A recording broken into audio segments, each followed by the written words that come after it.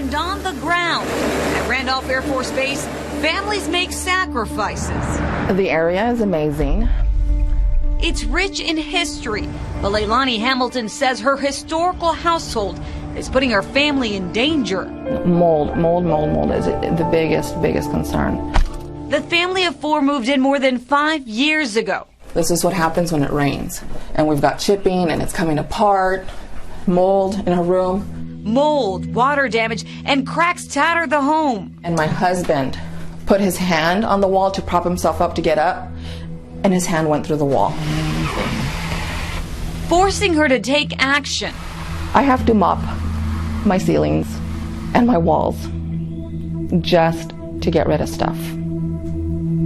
I keep a bottle of bleach and water in my shower. She says the issues are plaguing her home and her children's health.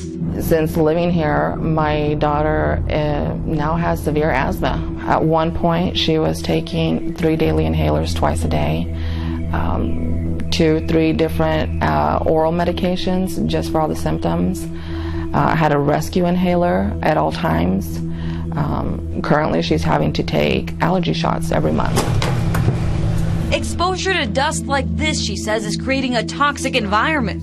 It's very angering because we try and let them know, and we ask them to fix things, and they don't fix them, and they let, our problems go unanswered. We, however, do not love or enjoy the house. Hamilton's taken the ongoing problem up at housing meetings. We have diligently, and she's not alone. You expect to move, you expect to change in the military, but you don't expect to have to change your home because it's not safe.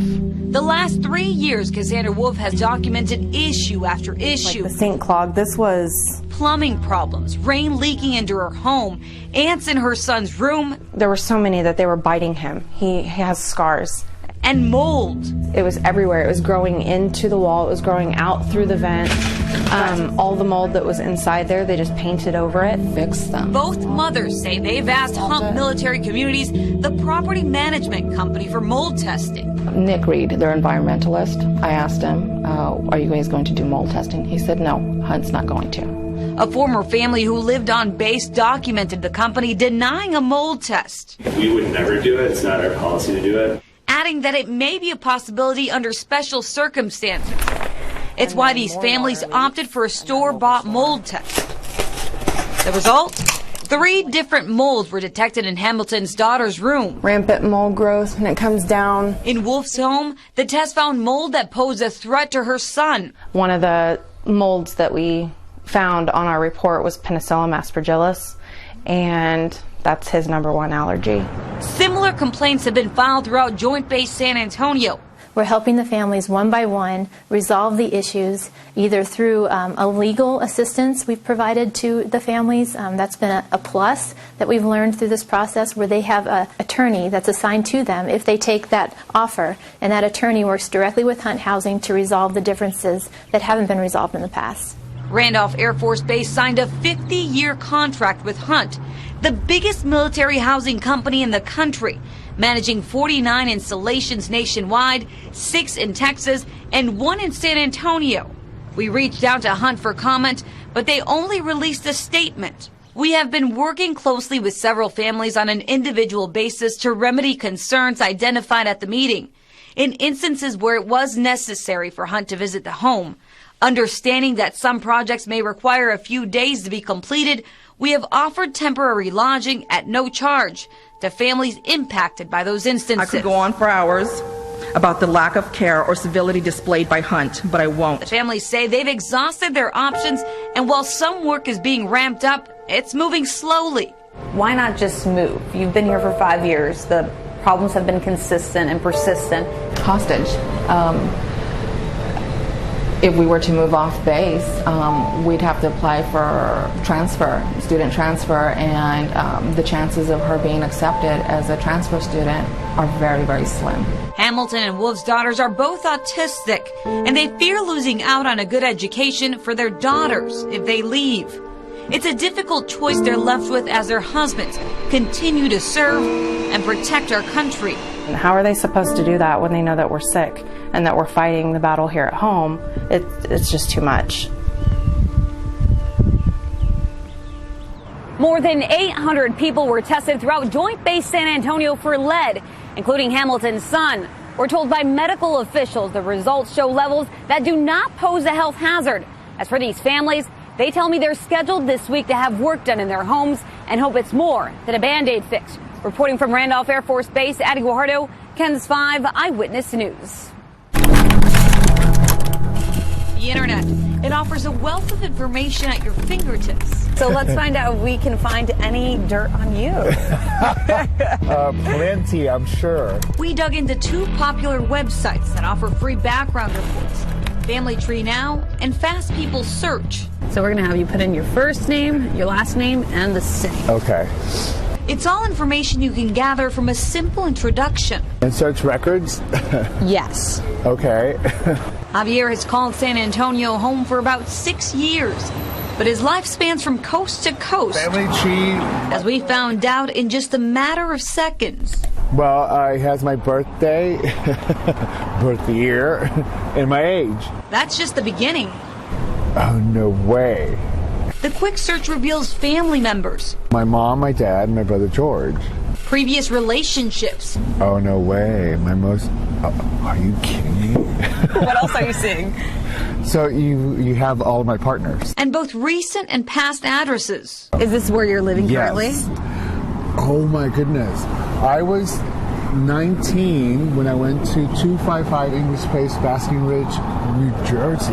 And you're 51 now, Yeah. so it's going back way more than What 20 is this? years. And he isn't the only one whose past is uncovered with a few strokes of the keyboard.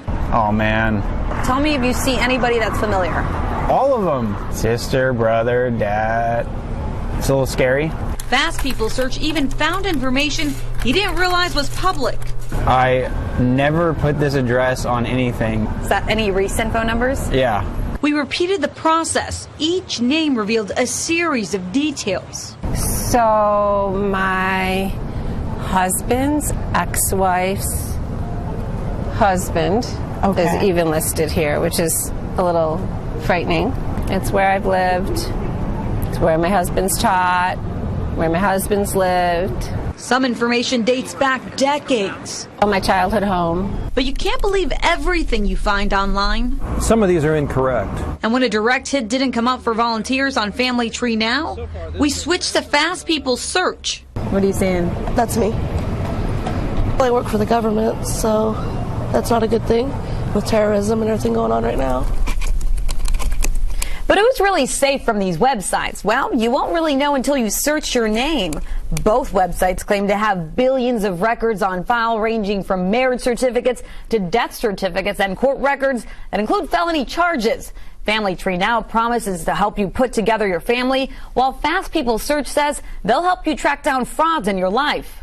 I think the pros outweigh the cons. Okay. You know, unless you're an extremely private person, but how can anybody be that private in this day and age?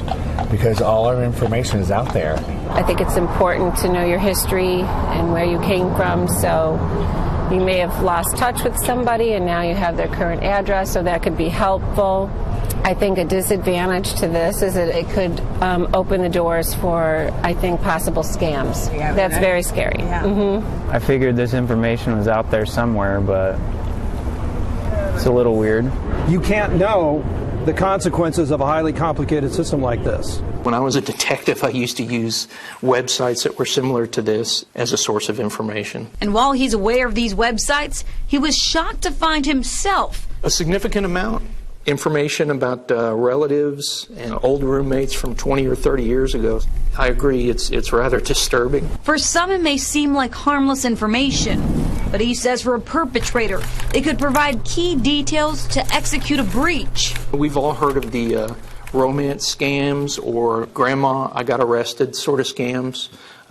You could kind of perpetrate something like that using the information here. He says limiting information on social media, being aware of potential scams, and checking your credit report could reduce your risk of falling victim to identity theft or a sham. Many people I spoke with say they plan to have their information removed from these websites.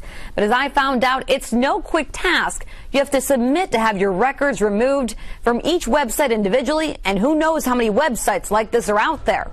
As for Javier, he's just embracing the beauty and the dark side of the internet, adding that it's all about being vigilant and aware your information is just a few clicks away. Addie Guajardo, KENS 5 Eyewitness News. Very quiet, it was very rural, and it was very peaceful. But last October, Julie Hilberg's peace shattered. Huge swath of water that came through this river. It turns out a pond spilled into a nearby creek after a storm from preferred sands of Atascosa, according to TCEQ. This should never have happened. Hilberg says the spill from the frac sand mine turned the creek orange and left a clay-like deposit on her property. As you can see, it's about 6 or 7 inches deep. She says the breach destroyed her tank. There are no words.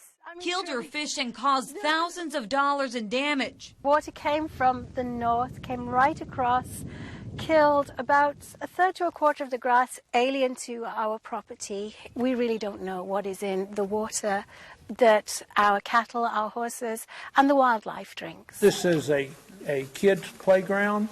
A dilemma that brought our community even closer in an effort to hold the company accountable. I had this wall of water like a tidal wave come down my creek, destroyed my 2 tanks, destroyed my road, just really tore everything apart. So it was all inundated with this orange tainted water.